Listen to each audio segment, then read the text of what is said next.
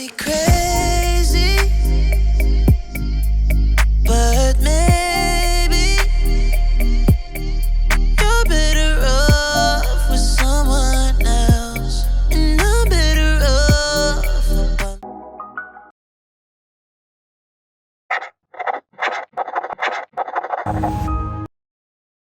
こんにちは、富雄アカデミア77です。はじめに、この動画は英語の音声で聞くことができます。字幕はフランス語、韓国語、タイ語、スペイン語、イタリア語に対応しています。ぜひ英語の音声でも楽しんでみてください。海外のご友人にもこの原宿の熱気を紹介していただけたら嬉しいです。では前回のパート1に続いて、いよいよ後半のパート2をお送りします。後半はディープな原宿をテーマ。東京でスニーカーを探すなら絶対に外せない通りを紹介します。では前半に続きディープキャットストリートを散歩します。では一緒に散歩しましょう。後半のスタートはここプロブからです。2階に上がってみます。ここは単なるお店ではなく、原宿のスケーターが集まる秘密基地のような場所です。スタッフは全員が現役のスケーターで、今の流行を作っているメンバーばかり。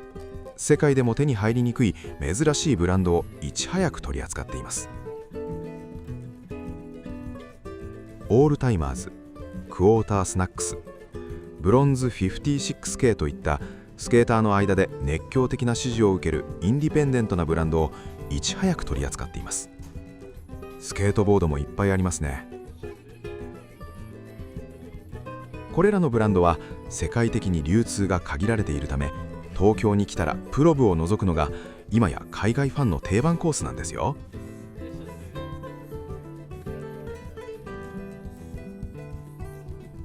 次に見えてきたのがアビレックス、ミリタリーの進化と機能美。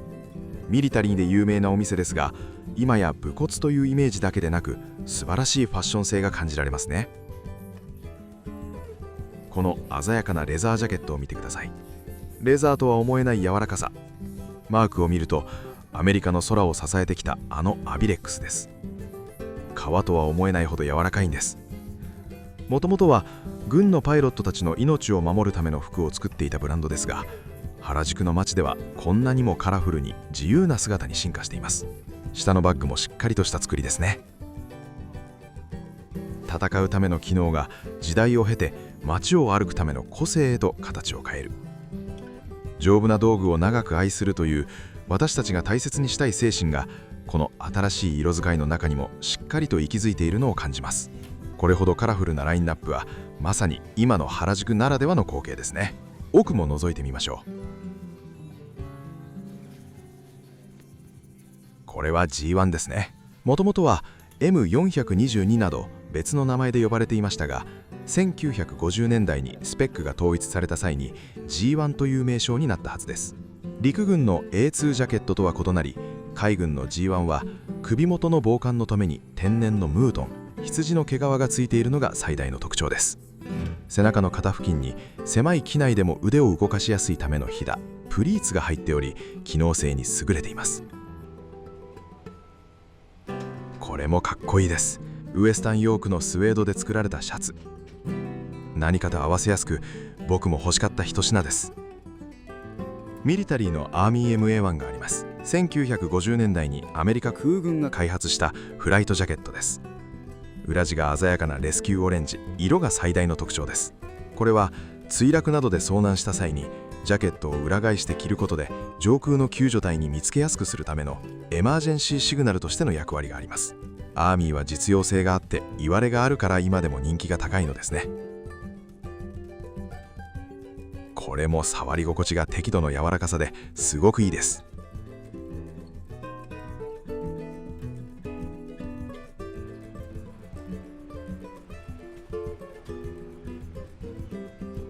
続いてはビーバー。昔からの有名店ですが、今の品揃いはどうでしょ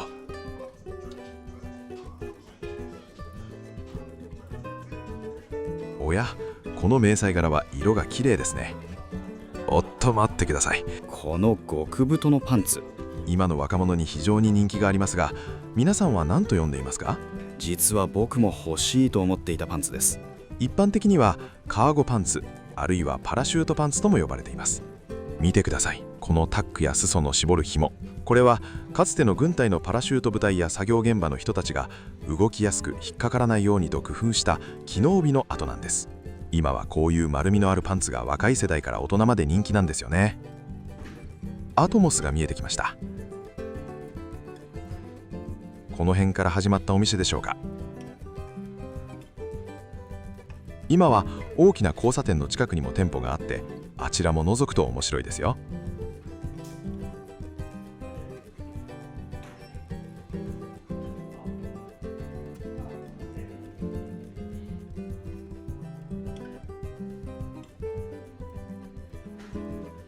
そしてビリーズです。2階から見てみましょう。本来1階がメインだとしたら、2階は単なる売り場というだけでなく、スニーカーカルチャーをゆっくり楽しむためのラウンジのような落ち着いた内装になっています。1階が人気やトレンド中心なのに対して、2階はバンズのボルトラインや限定のコラボレーションモデルなど、より希少価値の高いアイテムが厳選されて並んでいます。この洗練された空間、ビリーズはスニーカーを単なる運動靴ではなく、大人の装いを完成させる美しいピースとして捉えています。このシューズ風サンダル、夏に向かって欲しくなる商品です。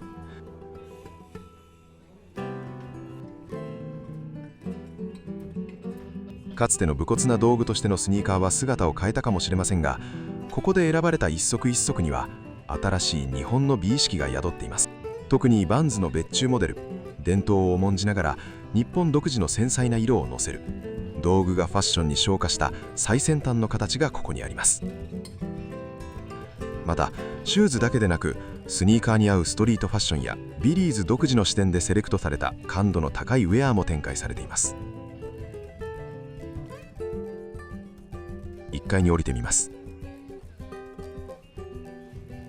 ここビリーズは2階から来ましたが、実は1階からがメインの入り口になります。ビリーズエンタは東京スタンダードをコンセプトに掲げ、独自の視点でトレンドを発信し続けている日本のスニーカーセレクトショップです。まず目に入ったのは、日本のスポーツブランドミズノが誇る技術を結集したフラッグシップモデル、ウェーブプロフェッシーのゴアテックス搭載バージョンです。ゴアテックスの機能については、登山ウェアやアーミーウェアでは頻繁に聞かれる名前です。この機能がすごいのは、雨の日でも水が中に染み込んでくることはありません。また、靴の中の蒸れを外に逃がしてくれるので、長時間歩いても快適です。全天候型で、まさに最強の街歩きシューズと言えます。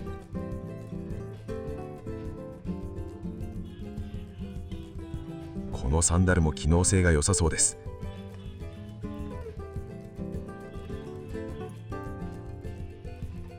これもすごそうなスニーカーです。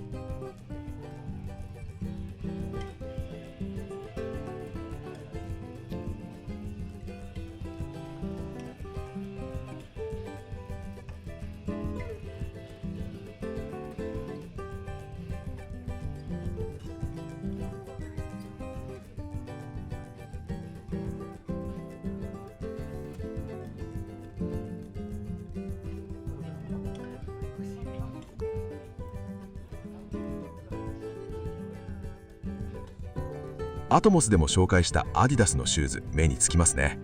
これ、今まさに世界中で爆発的な人気を誇っているアディダスのハンドボールスペシャルです。大人の原宿スタイルなら、太めのパンツに合わせて足元をこのすっきりしたフォルムで引き締めると非常にモダンな印象になります。やはり今日はこのスニーカーを履いて出かけようと決めてから、それに合ったファッションを考える、そんな楽しさを教えてくれるセレクトです。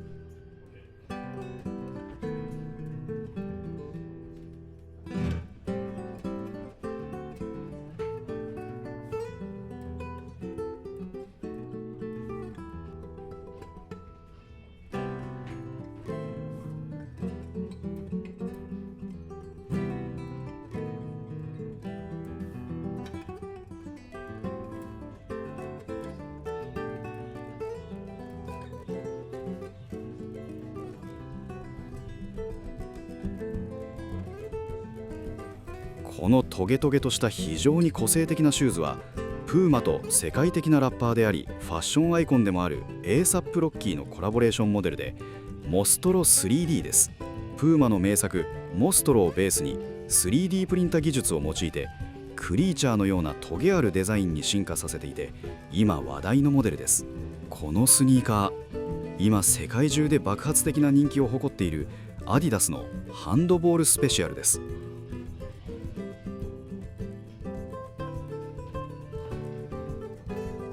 ここもセレクトが素晴らしいです。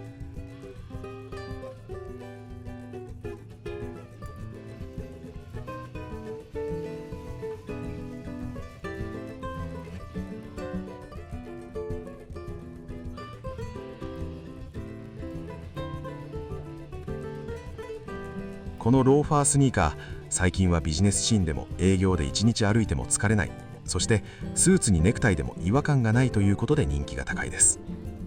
各スニーカーメーカーが必ず出しているモデルです。世界中のスニーカーファンが集まる東京で今履くべき一足や次に流行るスタイルをいち早く提案しているショップです。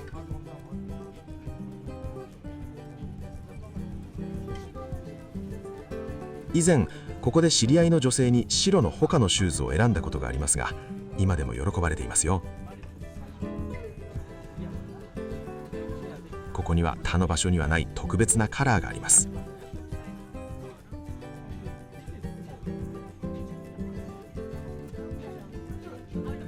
アディダスのスーパースター、サンバなど人気の商品は絶対揃っています。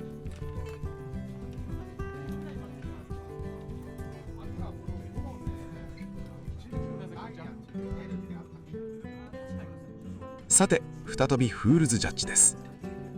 原宿の裏通りを歩けば必ず目に入る有名な看板ですね。1階のこのお店はいわばストリートの今を映し出す場所です。はじめに目に入ってくるのはこちらのスニーカーは K-POP 界のアイコン G ドラゴンとのコラボモデルです。履き込むほどに表面の黒が剥がれ隠されたアートが顔を出すというまさに生きたスニーカーです。スプリームのキャップ、いろいろなカラーとバリエーションがあります。ここは裏原宿ムーブメントが最も熱かった頃からスプリームなどの希少アイテムを取り扱ってきたリセールの老舗、20年以上この街の熱狂を見守ってきた場所ですが、ここにある服はもう着る道具という枠を超えてしまっているのかもしれません。丁寧にビニールがかびせられた手に入りにくいお宝の数々。かつての機能美はここでは希少価値という新しい基準に置き換えられている。それを寂しく感じるか新しい文化と捉えるかですが、これだけの熱量が世界中から集まるのを見ると服にはまだ人を突き動かす何かが宿っている、そう感じさせてくれるお店です。こちらにもいっぱいあります。すごいです。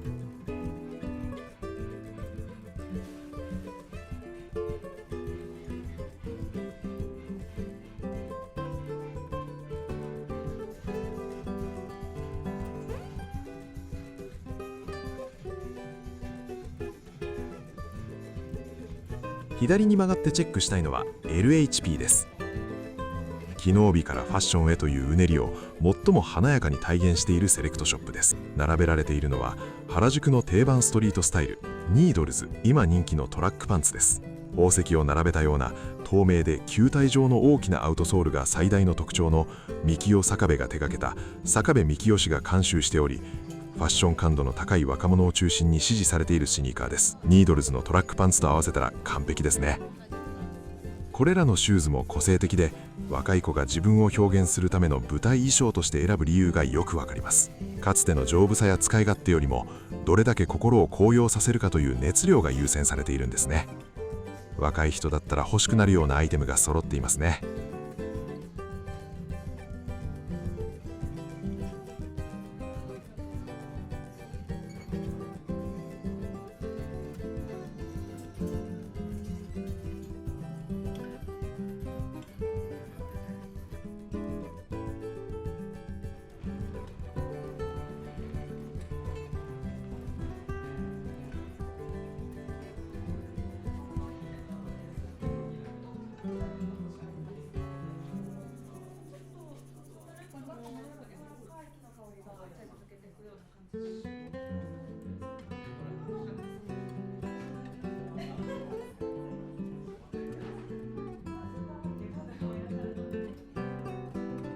このチェック柄のシャツにペイントしてあるようなデザイン、チェック柄から色までディオールが出していたモデルとそっくりです。こちらの方が安いので、ブランドにこだわりがなければこれで十分ですね。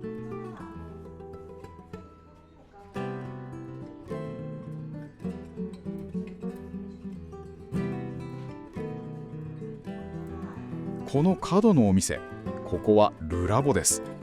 入ってみましょう。ニューヨークから来た実験室のような香水店です。最大の特徴は、注文を受けてからその場で香水とアルコールを混ぜ合わせ、ラベルに名前や日付を入れてくれるフレッシュブレンディング、即日調香です。確か代官山にあったはず。お店の入り口にかすかに香る香りを求めてお店に行った記憶があります。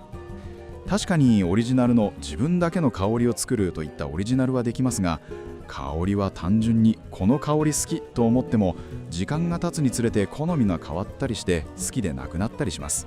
僕は歴史あるブランドの中から選ぶようにしていました。それは長い間その香りが支持されたという安心感があります。あなたもフレグランスの瓶がいっぱい並んで、使わなくなった香水の瓶がいくつも並んでいませんか？香りは難しいというのが僕の感想です。ストリートの王者とバスケの聖地、2階にスプリームの専門店があるので覗いてみましょう。階段を上がって2階へ。うわー、若い人でいっぱいですね。見てごらん。この壁に並んでいるのはただのスケートボードじゃないんだよ。本来は外でボロボロになるまで遊ぶ道具だけど、ここでは世界的なアーティストたちが腕を競ってデザインしたアートになっているんだ。スケーターというよりファッション好きが多い気がします。ここにはスプリームが世界中の若者を熱狂させ続ける原点が眠っています。すごいね。流行がどれだけ移り変わっても、この2階に流れる自分たちの信じるものを貫くという空気だけは20年以上変わらずにここにあり続けているんですね。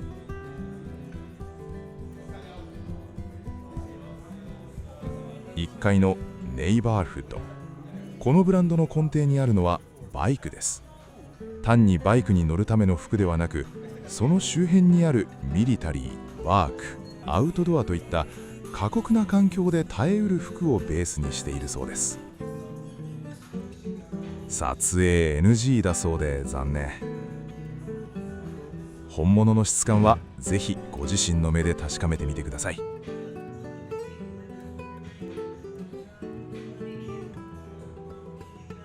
東京23、ここはバスケットボール文化の熱源、東京23です。バスケットボールの神様マイケル・ジョーダンの背番号を冠したこのお店は、まさに機能美がファッションへと進化を遂げた象徴的な場所です。ブランドロゴに東京23という店名を刻印した独自の限定ウェアなどは世界でここでしか買えないため、海外のバスケファンにとって日本に来たら必ず手に入れるべき勲章のような存在になっています。この映像を見るだけでも楽しいですね。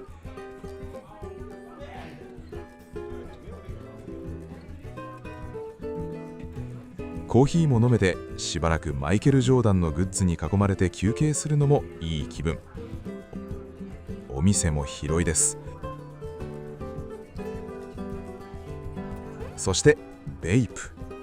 日本を代表するストリートブランドア・ベイシング・エイプからより若い世代に向けて誕生したセカンドラインです。ベイプの象徴である猿、ムーンフェイスのロゴをより未来的で軽快にアレンジしたデザインがこのお店の特徴です。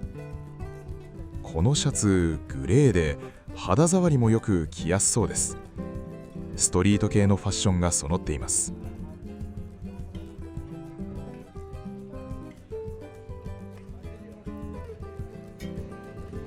本家ベープよりも手が届きやすい価格帯になっており、よりデイリーにかつ気軽にストリートファッションを楽しみたい若者から絶大な支持を得ています。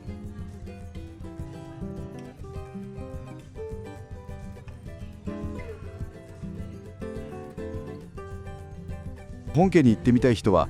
表参道ヒルズの裏手あたりに位置しているので、キャットストリートからの移動もスムーズですよ。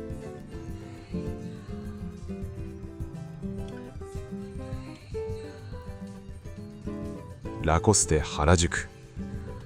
ポロシャツの真実。ここはラコステ原宿です。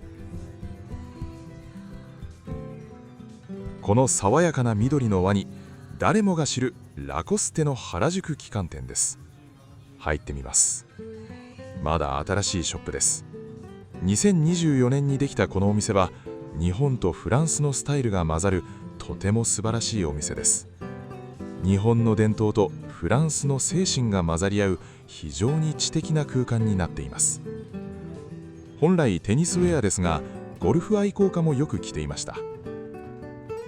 まだまだゴルフ場は洋服のドレスコードが厳しいところが多いです。襟付きのラコステなら安心して着ていけます。皆さん、このラコステのシャツ、ついポロシャツと呼んでしまいますよね。実はそれ大正解なんです。このブランドの創設者がテニスをより快適に、より自由にプレーするために発明したのがこのポロシャツという機能服だったんです。この表面の凹凸物を、カノコ編みを見てください。これが風を通し汗を逃がす、ゴルフを良くしますが、100年近く前に発明されたこの機能美が今も私たちの生活を支えている。流行を追いかけるファッションもいいですが、こうした理由のある形にはやっぱり勝てませんね。2階に行ってみます。どっちが本物？皆さん、ポロシャツといえばあの馬のマークのラルフ・ローレンを思い浮かべますよね。実は私も昔はそう思っていました。でもここラコステこそがポロシャツという機能美の塊をこの世に生み出した元祖なんです。テニスの激しい動きに耐えるために生まれた発明がラルフ・ローレンという魔法の手によって世界中の街角で愛されるファッションになった。この2つのブランドが競い合ってきたからこそ、私たちは今こんなに快適なシャツを着てスポーツを楽しめるんですね。どちらが上ということではなく、歴史を積み重ねてきた本物同士の物語がこの襟元には詰まっているんです。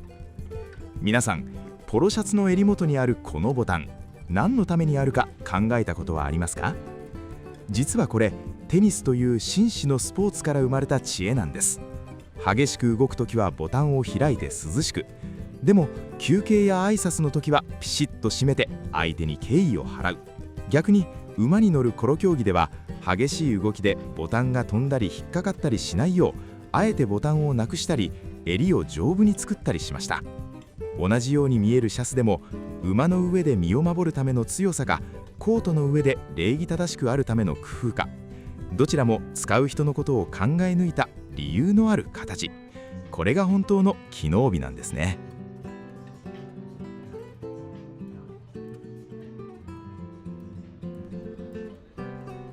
さて、ここはロードリップ。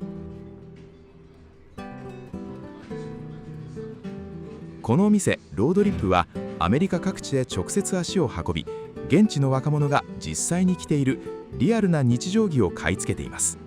ですからどんなものか見てみましょう。最近の原宿は着るのがもったいないような高い服ばかりが目立ちますが、このお店には毎日ガシガシ着て汚れたら洗う、そんな生活の道具としての服が並んでいます。アメリカの街角で実際に愛されている丈夫なワークウェアやスウェット、派手なロゴら流行のシルエットではありませんが、ここには服は着てこそ価値があるという当たり前だけど忘れがちな安心感がありますね。僕も街歩きで着るなら、こういう気取らないタフな相棒を選びたいものです。キックスラボ取扱ブランドはナイキ、アディダス、ジョーダンなどの人気ブランドの最新作が揃っており、常に多くのスニーカーファンでにぎわっています。ナイキのようなスポーツブランドから、僕が目に留めたキーンのような歩くための道具として優れたアウトドアブランドまで揃っています。このキーンのサンダル、夏になると履いています。現代の足元を支える知恵が集まったまさに靴の百科事典ですね。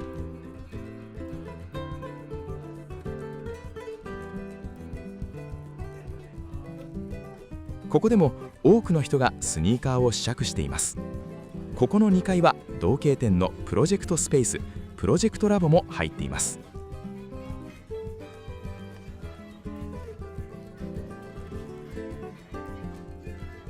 ここアトラクションズは流行を追うのではなく、100年経っても色あせない本物のスタイルを追求しているお店です。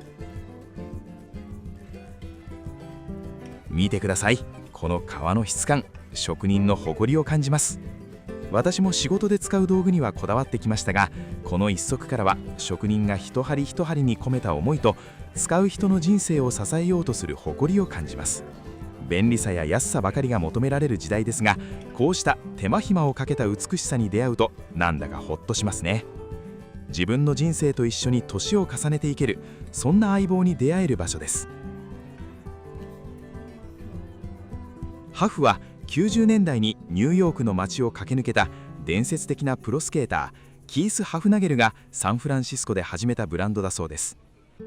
世界的に有名なスケート&ライフスタイルブランドです。サンフランシスコのスケートシーンで育ったキースが、スケートボード、スニーカー、そしてストリートウェアを融合したセレクトショップとしてスタートさせました。ヴィンテージのデザインやアメリカの伝統的なワークウェアのディティールを取り入れつつ、スケートに適した機能性とモダンな感性をミックスさせています。ソックスなどでよく見られるこの葉っぱのグラフィックは、ブランドのカウンターカルチャー的な側面を代表する大ヒットデザインです。トリプルトライアングル、三角形を組み合わせたロゴも T シャツやパーカーで非常に人気があります。ハフ、プロスケーターの視点から生まれた機能性と遊び心あふれるグラフィックは、原宿のストリートでも唯一無二の存在感を放っています。スケートボードのタフな機能性とクラシックなアメリカンデザインを融合させています。清潔感がありながら、どこか反骨精神を感じさせるスタイルは、若者だけでなく、かつてスケボーに熱中した大人たちにも支持されています。ここにもあります。カーハートワークウェアストア東京のショップ、入ってみます。やはりカーハートは人気ですね。なぜこんなに人気なのかな。アメリカの老舗ワークウェアブランドカーハートが、なぜ労働者からセレブリティまで幅広く支持されているか。その理由は最も耐久性、シンプルさ、そしてストリートカルチャーとの深い結びつきがあることです。最近日本でもワークウェアブランドとしてワークマンなども人気があります。そんな感じですかね。ブランドの代名詞である重厚で密度の高いコットン、ダック地が使用されています。地下もあるんですね。これはもともと鉄道員などの過酷な労働環境で開発されたもので、防水・風性にも優れています。タフで実用性があるもの、ミリタリーや登山ウェアなども同じですよね。基本的にシンプルで装飾が少ないため、どんなスタイルにも馴染みやすく、ユニセックスで着用できる汎用性があります。2階もあり、ここも大きいですね。次はキャリーミーです。ここも壁一面にスニーカーが並んでいます。このお店すごいです。今スニーカーの世界では偽物が非常に巧妙になっています。キャリーミーはプロの鑑定士が一点一点厳重にチェックし、本物の証であるタグをつけています。偽物を売ってはいけません。すごくないですか？本物を安心で買えるこの信頼が今の原宿を支えています。ここにもあります。ローファースニーカー。まさにローファーとスニーカーを融合した革新的なデザインです。ミズノも出しているのですね。こちらはミズノが展開するハイエンドなライフスタイルラインの商品です。ミズノの革新的なソール技術とモカシンシューズを組み合わせたウェーブプロフェッシーモックと呼ばれます。日本の技術力が生んだ次世代のローファー。クラシックな装いにハイテクな歩き心地をプラスしたまさに現代のマスターピースです。いろいろなお店で時々見る一見したらアートオブジェクトのようなこの一足は、ナイキの未来への挑戦状です。接着剤を使わないサステナブルな構造と驚くほど軽やかな履き心地を両立させた次世代のフットウェアです。未来を感じさせて欲しいですね。これもかっこいいです。聞いてみます。これが5万以上する。そして赤が4万ぐらいのこと。今どこでも売っていない商品だそうです。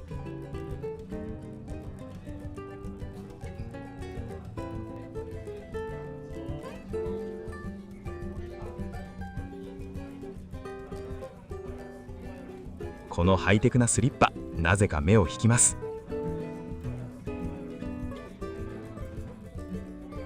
隣のお店はスニーカーダンクです。ここも壁一面にスニーカーが並んでいます。このお店、国内最大級のスニーカーフリマアプリのリアル店舗で、原宿には複数の拠点があります。このお店も届いた商品はすべてスニーカーの知識に精通した専門の鑑定士チームによって鑑定をクリアした商品にはスニーカーダンク独自の鑑定済みタグが取り付けられ、正規品であることを保証した状態で手元に届く仕組みです。これもナイキのエアジョーダン6インフラレッドです。1991年に発売されたオリジナルカラーの復刻版で、マイケル・ジョーダンが NBA で自身初のチャンピオンシップを獲得した際に着用していた歴史的にも非常に価値の高い一足です。日本最大級のスニーカーフリマアプリとしての膨大な在庫があり、新作から名作まで超レアなコラボモデルまで探している一足が見つかりやすいのが最大の特徴です。上に行ってみます。わお、見晴らしが良くて落ち着いてスニーカーをセレクトできそうです。今世界的人気のスニーカー、世界的な映画でもアイコンとなったこのスニーカー、オネツカタイガーのメキシコ66、日本初のクラシックスタイルが今再び原宿のストリートで熱い視線を浴びています。長らくブームだったボリューミーなダッドスニーカーのトレンドが落ち着き、その反動としてスリムでエレガントなレトロスニーカーが新鮮に受け入れられています。ヴィンテージでも人気はアディダスのガゼルやサンバ、そしてオニツカタイガーのメキシコ66のような薄底ですっきりとしたシンプルなスニーカーが今改めて注目されているのは、スポーツ由来の機能性を持ちながらも見た目が主張しすぎないためから、オフィスのカジュアルスタイルから週末のお出かけまで一足で対応できる点からですかね。底が薄いのはより事前な歩き心地を求める動きも影響しているのではないですか。偽造品の流通を防ぐため、最新のフェイク情報の収集や鑑定技術の向上に常に力を入れているお店です。マルジェラが1988年に発表した日本の旅から着想を得た旅のシルエットと、リーボックが1983年に発売した名作ランニングシューズクラシックレザーが合体しています。このスニーカーは遠目に見ても、ああマルジェラの旅だと分かる強い個性があるため、人との違いを出したい人にはおすすめです。スニーカーだけでなく、スプリームなどのポピュラーストリートブランドやポケモンカードなどのトレーディングカード、ホビー用品など幅広く扱っており、総合的なストリートカルチャーのプラットフォームになっています。90年代のストリートシーンを席巻した伝説のモデル、通称モアテン。サイドに刻まれた巨大なエアーの文字は時代を問わず今なお強烈な個性を放っています。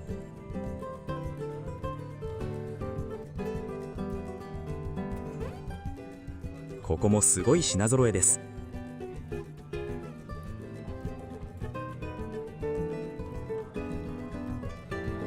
これはアディダスとカニエ・ウェストのコラボレーションによって誕生した世界的に有名なモデルです。上の白系のボーンとグレーとオレンジのベルガ RF のモデルです。ミッドソルには衝撃吸収性と反発性に優れたブーストフォームが詰まっており、どこまで歩いても疲れないと言われるほどクッション性の高いモデルです。またアッパーには靴下のようにフィットするプライムニットマテリアルが使われています。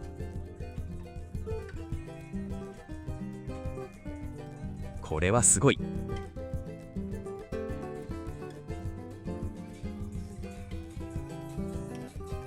そしてキャリーミーにもあったナイキアイスパユニバーサル。このモデル、このお店では赤のモデルで3万円ぐらいでした。こちらの店舗の方が約1万ぐらい安いです。欲しいなぁと思っても、この通りのスニーカーショップでチェックしてから購入するのが賢い選択かも。このお店、個性的な商品も多く、ここは必ずチェックした方がいいですね。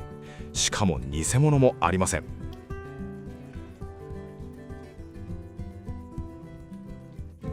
LHP 原宿も覗いてみましょう。このお店もストリートファッションのトレンドをいち早く取り入れるお店として知られており、原宿らしいモードとストリートの融合を紹介するのにぴったりのスポットです。小さいお店ですので希望のものが見つけやすいです。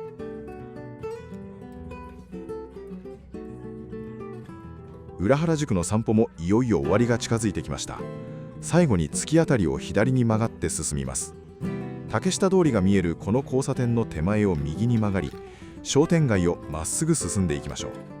そしてここを右に曲がります。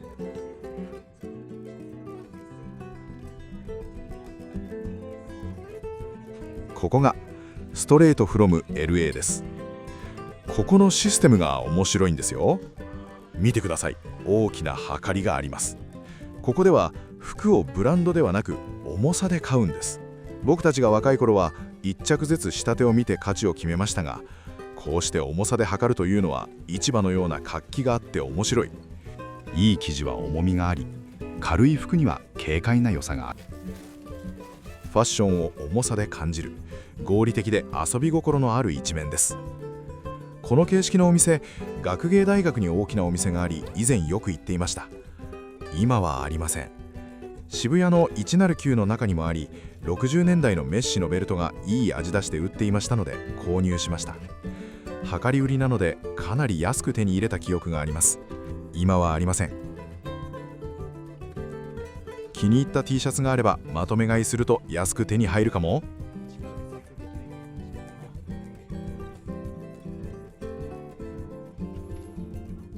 そして最後は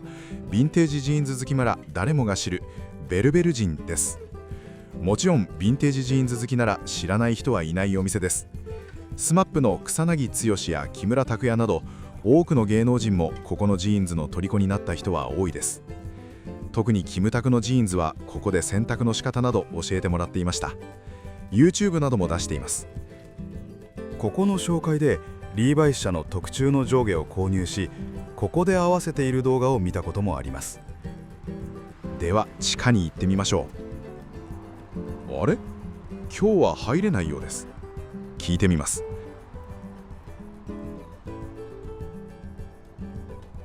入ることはできましたが撮影 NG でした。